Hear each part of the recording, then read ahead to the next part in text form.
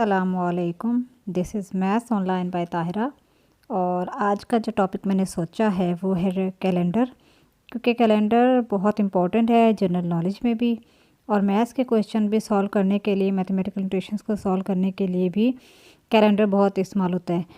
और क्लास 2-3 से ये शुरुआत हो जाती हैं कैलेंडर की और इससे रिलेटेड क्वेश्चंस की मैथ में, और जनरल नॉलेज और आगे तक चलती हैं। तो इसकी काफ़ी डिमांड होती है, तो कैलेंडर का समझना बहुत ज़रूरी है। हर बच्चे को ये पता होना ज़रूरी है कि एक साल के अंदर कितने महीने होते हैं। तो अगर साल एक है तो महीने बनेंगे 12, और तकरीबन सबको ही पता है कि जनवरी, फरवरी, मार्च, अप्रैल, मई, जून, जुलाई, अगस्त, सितंबर, अक्टूबर, नवंबर, दिसंबर, ये 12 महीने हैं। फिर वीक्स निकालने हमने, वीक्स कितने बनेंगे। अच्छा, वीक्स निकालने के लिए हमने क्या करना है कि एक साल के अंदर 365 दिन होते हैं या फिर 366 दिन होते हैं। अब जो 365 दिन पूरे नहीं होते, 6 घंटे एक्स्ट्रा होते हैं। अब वो जो हर साल, एक साल के अंदर 365 दिन 6 घंटे हर साल में होते हैं।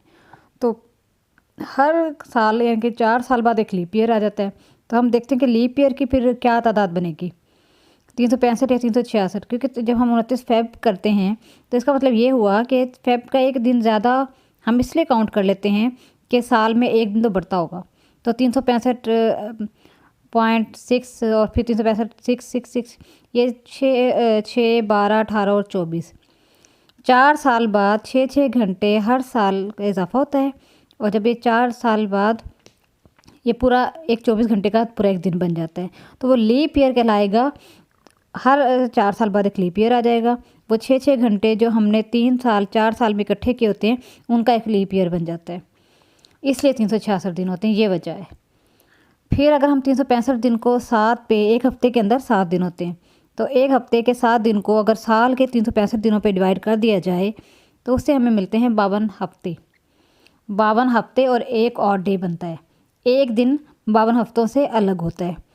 तो अगर एक आम नॉर्मल साल के अंदर 52 हफ्तों के बाद एक और डे आएगा, जबकि लीप ईयर के अंदर क्या होगा, 366 दिन है।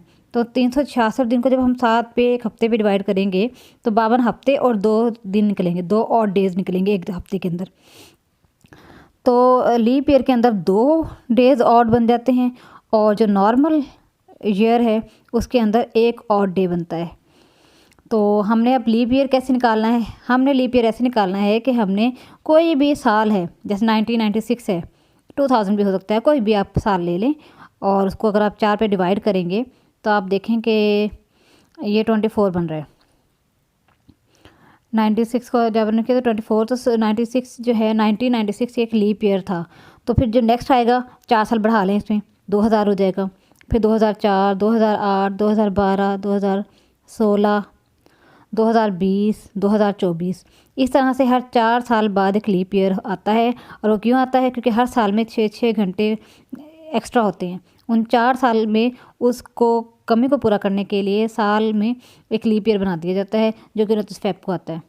तो इस तरह से ये 2002, 4, 8, 12, 16, 20, 24 ऑन, इस तरह से ये सारे लीप ईयर आ जाते हैं। तो डिटेल्ड और ज़रा मज़ीद देखा जाए तो एक साल के अंदर 12 महीने, 12 महीनों में 52 हफ्ते, 52 हफ्तों में 365 या 66 दिन, और एक दिन के अंदर 24 घंटे होते हैं। और 24 घंटों के अंदर यानी कि हर घंटे के अंदर 60 मिनट, और एक मिनट के अंदर 60 सेकंड होते हैं।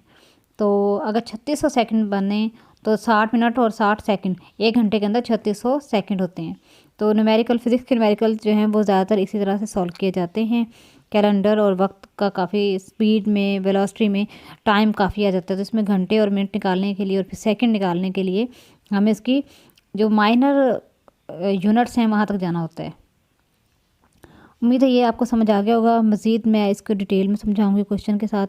तब तक के लिए अल्लाह हाफिज़।